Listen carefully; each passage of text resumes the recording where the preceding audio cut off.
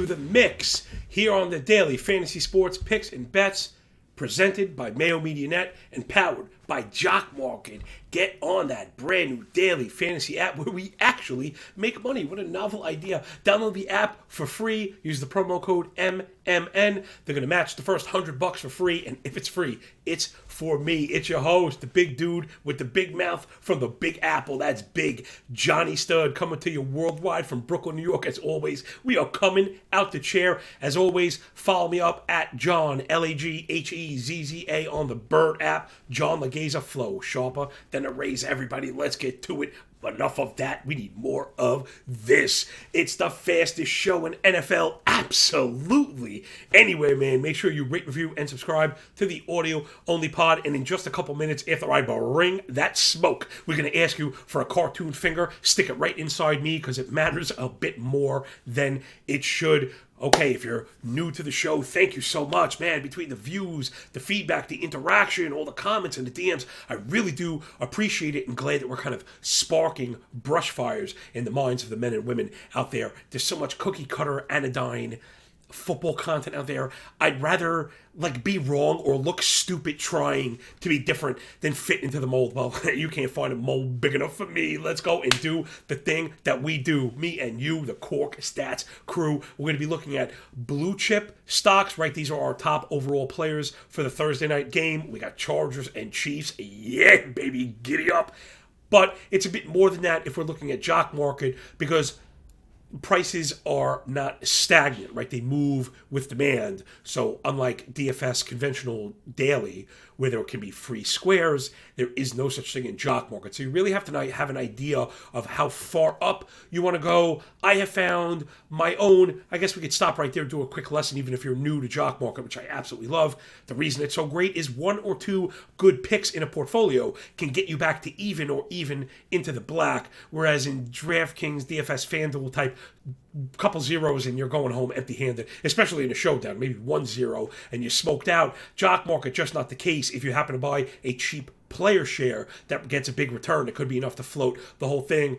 Again, we never knew who was going to finish at the top, and that's why I generally like to cap my spending at, let's say, it's a little bit different on showdowns. I think you have to go up a little bit higher, but it's usually the double digits, right? $10 for a player like Josh Allen, $11 for a guy like Josh Allen, even Patrick Mahomes tonight. Yeah, maybe because the top player will return 25, but I don't really want to be any worse than 2-1 to be the best player in a game. It's still daily, it's still sports, and it's still kind of wonky and variant. The way I've made my money in Jock Market has really been to find cheaper players that then just return a profit. Remember, you don't have to be the best player. If you get a guy at a $3 share, he's just okay. He could return $6 or $7 if he finishes somewhere in the top 8 or something. Right, in a single game is not that crazy to fall into the end zone, get a couple catches, one broken tackle. All right, enough of that. Let's go make some money. We got our blue chips for the audio-only listeners. I'm going to walk you through the lists. For the video listeners, please press the cartoon thumb. I make these graphics myself. I swear, before this baseball season, I never made one in my life, and I think they look pretty good, man, right? Looking pretty good, man. That's whatever. If no one's going to give me any credit in the props, I'll do it my darn self. All right, come on, let's do it. The top projected players by Run the Sims. Love them, love their stuff. Get with those guys. They are really super sharp. You could play with all the dials.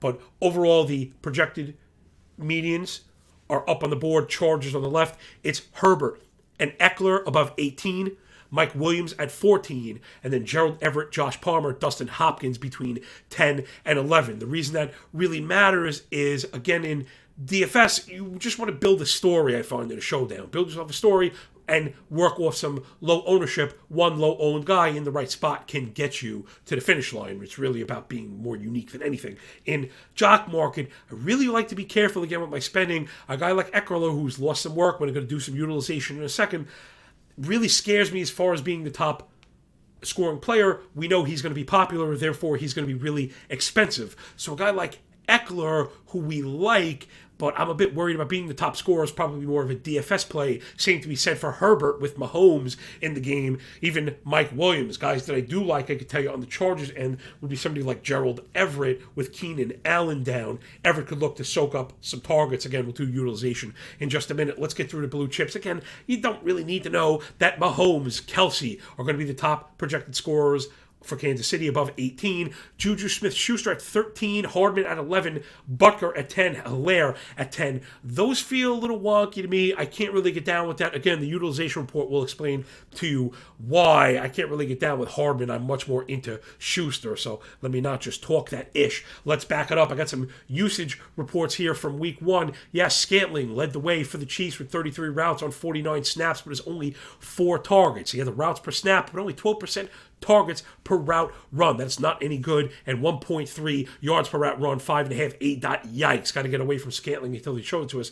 Kelsey, of course, a beast across the board. 76% route participation, 28% target per route run, 3 3/4 yard per route run, double-digit 8 dot. He's a Mac. But Juju as well, 43 snaps. He had 32 routes, 8 targets, 6 catches, almost 80 yards. All the rest of these numbers looking just like Kelsey's. 74% route per snap, double-digit. A dot, 2.5 yard per route run. Juju Smith-Schuster looking really good as far as the usage go. He also played 37% of his snaps in the slot. So they're going to move around. I think he's going to get the ball. They're going to look to get up ahead of the Chargers. Hardman is really where I kind of struggle. That usage looking more like Valdez, Scantling, just not much of anything. Yards per route down at 0.64 again. I want to see it first. Pacheco had some run in the run game, but I'm not really convinced about it because I think that was really script dependent. I was drafting him early on. No, I'm not a sellout. I was just pairing him in best ball with the Fresh Prince of Hilaire, hoping the two of them would make for best ball gold. Looks like we may be onto something with that one. So that's your passing usage report for those KC Chiefs. I think it's going to be mostly concentrated around Kelsey and Schuster, a bit more to Scantling. Hilaire and McKinnon both had 3 targets out of the backfield. Pacheco did not. Again, he came in for the mop-up duty at the end. Let's take a look at the Chargers. We know Keenan Allen is down. Mike Williams played 60 snaps, but only ran 31 routes with 4 targets. 51.7 routes per snap and 13% target per route run, a 0.32 yard per route run, 3.58 dot for Big Mike. Will he step into the lead role like we hope he will? It's going to be price dependent. So I think he definitely has a spot in DFS because, again, the price is stagnant. For Jock Market, you really got to be careful. He might be priced up like a true wide receiver 1, which I think talent-wise he is, but I'm not going up to $8, $9, $10 for Mike Williams. Let's say he's below 8. We want to at least a 3-1 whirl at him to get ahead. Again, even if Kansas City beats up on the Chargers, there is a pathway for the run back on the Chargers to be near that top score, but I'm not overpaying for Williams. And then, not a lot there. Palmer had 51 snaps, 25 routes. Everett, 43 snaps, 23 routes. He did have 54 receiving yards, 4 targets, 3 catches, 2.35 yards per route run, 18 yards per reception. Those are pretty good. The 53% route participation is low, but he stepped it up after Allen went down. Keenan Allen was on the pace for a sick day. Then it looks like Palmer and DeAndre Carter are going to be splitting work. I'm not too crazy about either. Palmer played 51 snaps, only ran 25 routes. Carter only played 32 snaps, did run 14 routes. He did have the deep A dot for his 3 catches. That's Carter, so there is maybe a bit of a pop there. He's a guy that maybe we like coming up on the value report. I don't think he could be the top scorer. Other than that, on the Chargers, it's really got to be Herbert. I mentioned how I feel about Eckler. That's not to say Eckler can't be the top scorer. The RB1 on the Chargers can. But the way it looks like Michelle is going to vulture goal line duties and just the way he's just given up some of the other work. Let's take a look at the running back usage just real quick for the Chargers. So Eckler had 14 rush attempts, 4 receptions. So that's 18 touches, not bad, but only 2.5 yards per rush. They really didn't force it. Michelle had 7 attempts. Kelly had 4 attempts. And like I said, I'm worried Michelle is going to get those so critical goal line attempts. Remember, Eckler really kind of performed over his skis last year because of touchdowns, which we expected regression. You bring in Michelle, you could pretty much accelerate that expectation. To the Chiefs side, it's pretty much Hilaire with the run game. He was pretty efficient on the ground. In fact, every Chiefs running back had at least 5 yards per rush, not buying too much into the Pacheco use, again, like I said. So I think it's going to be Hilaire with a balance for McKinnon to catch some balls. Those guys would have to be priced lovely. Let's say in Jock Market, McKinnon's got to be at 650 or below. McKinnon has got to be at like 4 or below. Again, showdown slates is very hard to get of value. So there's the blue chips. Again, focus on the guys that could be the top overall scorer in jock market, where in DraftKings you can look to be more average across the board and win that way. Jock market, again, remember, you don't have to have a QB, 2 running backs, 3 wideouts. You can pick whoever you like. So it is probably more important to try to be a bit more accurate. Bam! That'll do it for the blue chip report. If I blew up your skirt, tickled that fancy, press the cartoon finger on YouTube. That matters so much. I'm serious. You sit down at these meetings. I've tried to sell my baseball show in the past, and it's not about, wow, this is really good. This is engaging. People might learn from this. Wow, this is plus EV content. Holy hell, you prepare really hard. No, it's just how many views, how many likes, how many Twitter followers. That's all anybody cares about, and that's why you see such terrible hires out there, and why we've stayed sharp and at the tip of the spear. But if we're not going to get there with me yammering, let's get into the penny stocks, again presented by Jock Market. Download that app, use the promo code MMN. That $300 is going to be more than enough to do damage. You heard the prices they laid out, though for newbies I generally recommend playing on paper, meaning don't play with real money for the showdown slate. Download the app, get the promo, do the demo play on the showdown, track how your performance, and come Sunday, we're going to be hitting the main slate. So let's get into the penny stocks. The whole idea is this. Now, granted, these are not just the cheapest players because we have limited choices and we need to score. So right off the bat, we're looking at Run the Sims projections. Players must be projected for at least 4 points. And then for the audio-only listeners, gotta highly recommend getting over to YouTube and doing the screenshot of this bad boy, because this information you can't really find anywhere else. It's custom, proprietary, kind of my style, again, not fitting into a mold. Position, points, and salary, yeah, we all got that. But this all-important cost analysis that I've been getting known for being a nefarious cheapskate. Again, I've bet professionally and had to trade in order to keep the lights on and the kids fed in New York City. Not a small task. So this cost per point really matters. You're going to see exactly what I mean in just a little bit. So at the first episode, I did just the raw totals, didn't really work. So let's look per position, right? I think that'll be able to help jock market players and DFS players alike. So at the top, of course, it's Mahomes and Herbert. But here's a bit of an understanding. So Mahomes, projected for 24.2 at 11.8 DK bucks, has a cost per point of 487. Herbert, 21.7 points, 11.2 salary. His cost per point is 516. Now, so not only is Herbert projected as a worse objective value than Mahomes, if you scooch on over to the last column, you'll see he's also projected at very similar ownership, 53 to 51, right inside the error bar. So for me, I want to go with Mahomes in particular because I feel he has the chance, a better chance of being the top overall scorer. So there's a bit of the calculus when we look at the per position stuff. Let's get into the running backs. It's McKinnon atop, 8.1 projected points at only 2.6 thousand, salary at $320 cost per point. That's an excellent value, particularly on a showdown. His ownership only at 31%. I think you have to lock in McKinnon. He's a player that can be difficult on jock market because, yeah, people see the projections and that price ends up getting bought up. So McKinnon is a perfect example of the free square that I've talked about, where it's very useful in DFS, not very useful in jock market. But that doesn't mean that we can't profit on him. We just have to be sharp, which is also why I like jock market. It refuses to reward stupidity. It also rewards inherent leverage. Remember, if you pick a player that is at a low cost, you're going to get paid because there are no free squares. If it was a popular player, it would be going at a higher price. So for showdowns, make sure you get with McKinnon. Then it's Kelly. I'm not really buying it. Again, the projection maybe just too low, 4.5, but the 1.6 salary pretty juicy. But to give you an idea, his cost per point at 363, pretty high, considering when you put it next to McKinnon. So I know there is this misconception in the showdown crowd or DFS crowd at all that cheaper means value. It's not really, cheaper doesn't necessarily mean value in a vacuum. You have to compare it to the amount of points scored and then to the projections. Kelly does have that on the side, only 11%, but I'm not sure I really can back the usage there again with Michelle. Once the third back is in a backfield, I'd rather just fade it to Eckler and Palmer. Eckler at 550 cost per point, 10.5 points, 5,000 salary, 18.5 points, for Eckler, 10.2 salary, that was Palmer, 10.6 points at 5,000 for a 470 cost per point, a lot more palatable, so you may want to go to Palmer, and again, that may fit into the narrative drawn up by Vegas, right, where Kansas City is excellent. They're going to look to put their foot on the gas, get way ahead. not say we saw them slow down, but we did see them go kind of run heavy and go with substitutes, which can kill us for daily play. So being on the downside of a blowout, or even, let's say, I don't mean to say blowout, like, I don't think the Chargers are going to blow it out, but I mean non-neutral script, right? Double-digit point game, which I think is totally feasible, right? The Chargers are down 24-13. They're going to be looking to throw, and that might be a spot where you want Palmer and forget maybe Josh Kelly. Okay, so there's a bit more of the application. Let's get into the wide receivers. I just mentioned Palmer.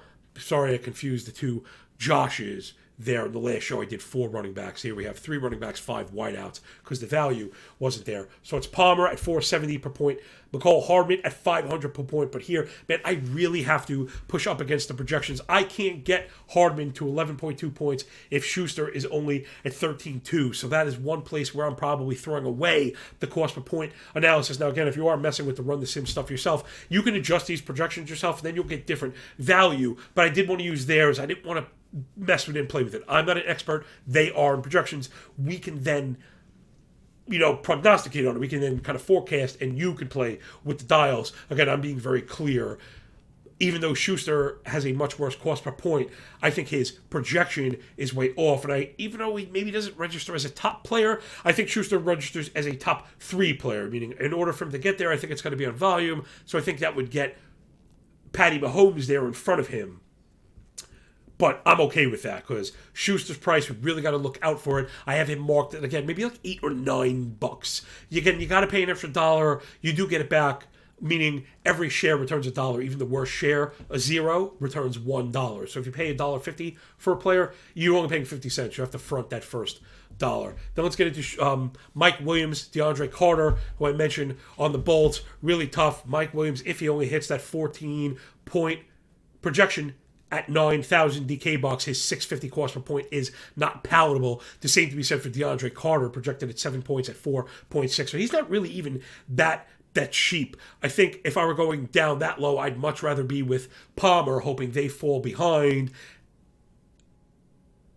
than Carter, even if Carter has the slight edge as far as ownership in showdowns, provided we're down below a third. That's really wrong to live below that 33%. And usually that generally translates into jock market. Remember, it really is a small world. It's a lot of the same players that are going to be applying these DFS theorem to jock market. We absolutely see this direct kind of correlations, and it's our job as sharp players in the JM streets to look for the few little cracks in the armor, right? The few little vehicles, those assets that we think are not being valued properly in both directions. In fact, like as much as I like Schuster, if he goes over $10, we have to say nay. Whereas the next player, Gerald Everett, where I disagree with the projections, they're at 11 points, but 4.8 thousand is 440. So even at these projections, let's be very clear, Everett is totally viable, and through this lens is probably a must start. In DFS, again, if they fall behind, and be throwing yada, yada, yada, we'll beat that dead horse for the last time. But I think more important than anything to me was the usage that we mentioned. Remember, we did see that spike up, and a 7.5 ADOT is pretty healthy for a tight end. Half of his targets were for more than 10 yards as well. So they've looked to him very close to the line, but then also kind of deep out. So, 53% route participation and 17% target per route run. Again, not bad for tight ends, but without Allen, I expect all those numbers to get a bit of a bump. So I'm going to be looking for Everett across the board. Did not make the prop sheet. We'll promote that in a second. Let's just wrap up this second kind of pillar that we're doing here, the second segment with the penny stocks. So let's do it again in review. I want to recap these things. I know I do speak kind of fast, throw a lot at people, but now let's just backtrack it really quick and do it again. It's Mahomes and Herbert, of course, at quarterback. Mahomes is the better value. So that's really when you want to get Mahomes. I don't care if he's chalk or not. There are times you want the best player. As far as running backs, I think the McKinnon value would be there if we thought this game's going to be really close. So that's kind of up to you. If you think the Chargers are going to win, you have to play McKinnon. If you think the Chiefs are going to win and by a bit, McKinnon I don't think is viable. Over to Kelly and Eckler, again, I'm very afraid of that backfield, the three-headed monster with Michelle possibly eating up all the goal line carries, Eckler working between the 20s, Kelly maybe getting long down the distance, 2-minute work.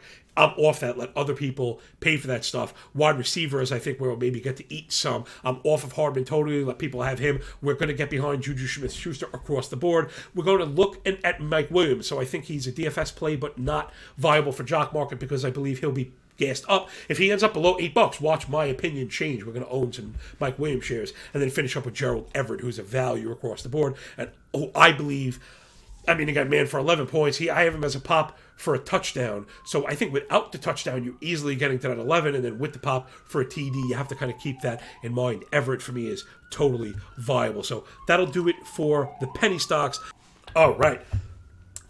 Last, I have a prop play for you. Just a single prop play. We're right around even, just a smidge in the red because of the juice. We didn't get Cortland Sutton, man. That was just an absolute disgrace what those Broncos put on in those last two drives. And we got every opportunity. It was like, we need a fumble from the Broncos. They fumbled twice in the goal line. We need them to kick a field goal here. They kicked a field goal, got the ball back, threw the ball 100 times, and were wasting time. Oh, it was despicable. The Denver Broncos need to hire a Madden player. I'm telling you, they understand clock management because they do so many simulations all the time that really hire this guy minimum wage and have him save that win. Yikes for the Broncos. Enough of that. More of this. Let's do the prop play. I got a lovely one. I've been alluding to it all episode, and it is the Juju Bean. Juju Smith-Schuster receiving yards over 57.5 at -112, so right around that standard VIG. 58.5 rushing yards. You know we love every bit of that, which, the usage report just says it itself. He went for 79 last week, I should say, in a game that they had their foot off the gas. They were 30 some odd points. If Kansas City needed to score in that fourth quarter, Juju would have double-digit targets and maybe 9 or 10 catches. So 6 receptions on 8 targets, 32 routes run. He ran a route on 3/4 of the snaps, targeted on 1/4 of the routes with a 2.5 yard per route run, double digit, 8.13 yards per reception. And like I mentioned before, more than 1/3 of his snaps were from the slot, and he also had more than 60% of his targets be above 10 yards or more. So remember, A.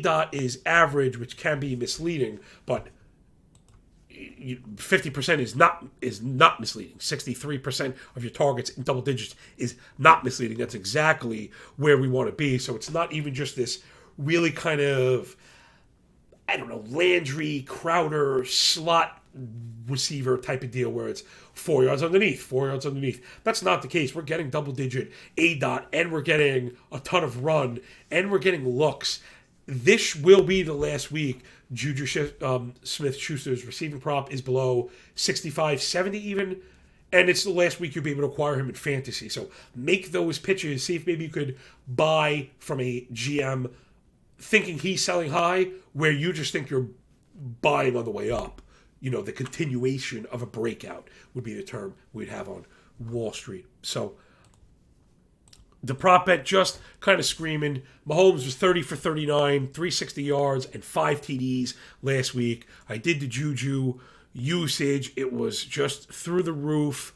Not sure what else we could look for there. And the Chargers defense also allowed 295 and 2 touchdowns to Derek Carr. They did have a couple interceptions. Not that we care about that. They allowed Devontae Adams to go absolutely ballistic. He caught 10 balls for 141, but Waller went for 4 for 79 also. So they even allowed the second passing option to far surpass this prop. I think we really, really get it. I was checking out some grades via PFF. Those guys doing some great work over there. The Chargers, bottom half of the league as far as pass coverage goes, and bottom 5 in the league as far as tackling goes. So I don't know, we may only need 1 or 2 catches to get over this. I truly think we're going to get this in the first half. The Chiefs just look awesome right now. Healthy Patty Mahomes is a perennial MVP. And without Tyreek Hill, there is just a massive target vacuum that Smith-Schuster's already, he's been mopping up, right? This isn't the CeeDee Lamb inefficiency that we've seen or the McCole Hardman wind sprints that we've seen, Valdez Scantling wind sprints.